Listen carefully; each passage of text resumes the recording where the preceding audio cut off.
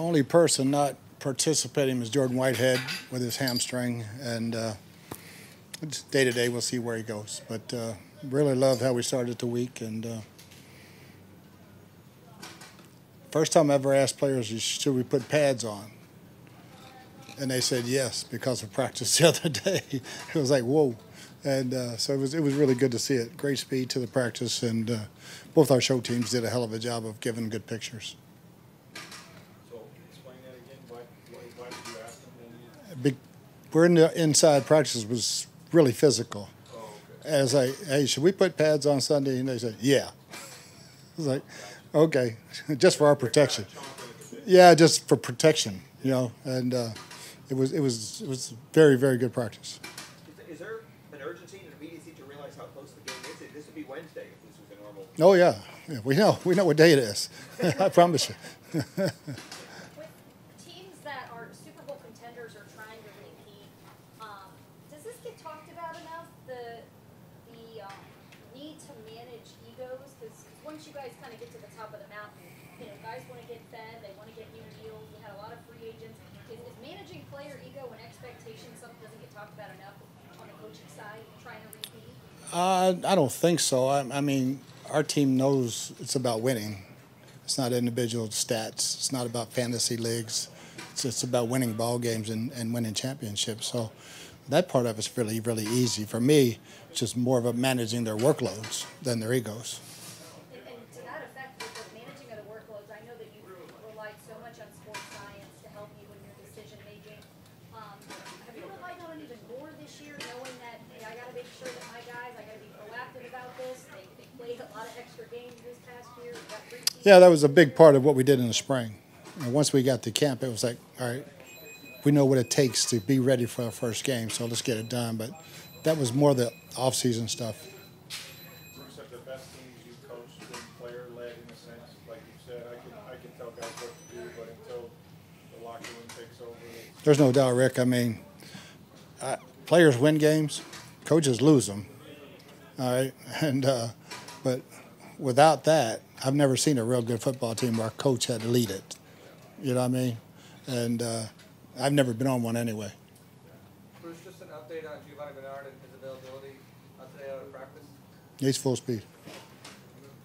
Bruce, obviously your receivers, a lot of people say might be the best in the league. They probably say they're the best in the league. But Dallas is another team that's kind of in that conversation. How big a challenge, just 1 to 3, and their depth, is that for your secondary on Thursday? That was a huge challenge. I mean, they're loaded, and they all do different things. And I mean, I think that threesome might be the best. I'll argue that ours might be too, but no, it's a hell of a challenge when you have that many guys. What kind of challenge specifically do they pose to your defensive backfield? They're all really, really good, and they all do different things. Like I just said, I mean, Gallup goes deep, Cooper's Cooper, and CeeDee Lamb, great run after the. They all individually they do different things. They're not the same guy. Jordan Whitehead's not able to go. How comfortable are you with Mike Edwards and Ross Cockrell filling that safety slot back? No, I'm super comfortable. Ross has had a hell of a camp and obviously made the transition easily for us. And Mike's a ball hawk. Yeah, you know, so I'm very, very comfortable where we're at there. I was going to say, will you miss having that hard-hitting safety presence back there? Oh, definitely. I mean, there's only one Jordan, and so I'm not counting him out yet. So. Is there an area that, as you look back on training camp and preseason and where you were last year, is there an area that you're most proud of and where your team is maybe improved? No, I'm proud of the entire group. Just the work ethic that they've shown every single day since we've gotten back together in minicamp. And you know, when you're on this defense versus this offense, if you don't have your A game, you're going to get embarrassed, and vice versa. So it's for a coach, it's just throw the ball out there and let them play and see who gets embarrassed. Coach, I don't know if you heard, the Cowboys lost Zach Martin up to the positive test of COVID. What are you doing to make sure that your players are?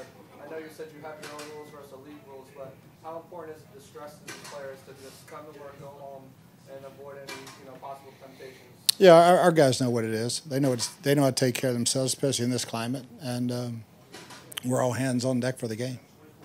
Bruce is a passing league. We haven't seen Dak play since week 5 of last year. They also got Zeke Elliott, so is that balance?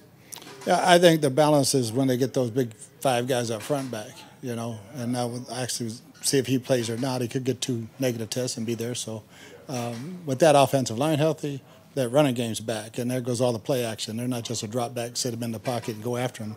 So, yeah, I mean, that adds so much to who they are and what they do.